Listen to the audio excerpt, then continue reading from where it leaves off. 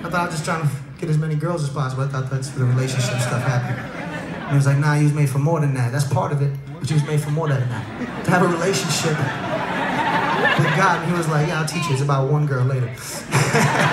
So, you're made to have a relationship with God. And he said, but the problem is you can't have a relationship with him because you're jacked up and he's holy and perfect. I was like, well, that's an issue. It's a problem.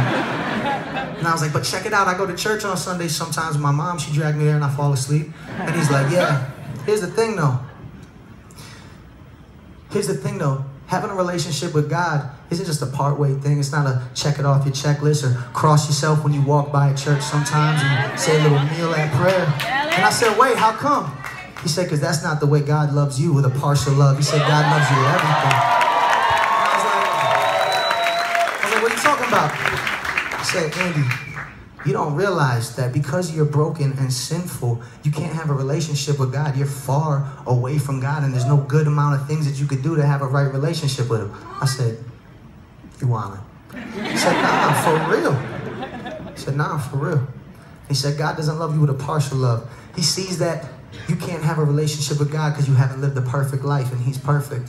He said, that's why Jesus comes, and he lives the perfect life that you couldn't live. Amen. And then he goes and he dies on the cross, and when he does, he's completely rejected by God so that you'll never have to be. And I said, well, that sounds like a God that goes all in because he loves me, but I don't give him that all in kind of love.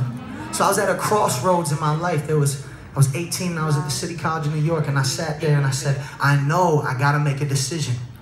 And there's gonna be no easy way out, because if I decide to follow this Jesus that gave everything for me, that means I'm gonna have to leave everything behind and go all in to follow him. But I knew it was gonna be painful.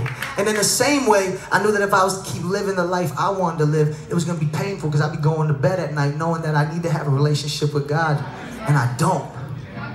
There was no easy way out, but I realized that one of those routes of pain was ultimately gonna lead to joy. Amen.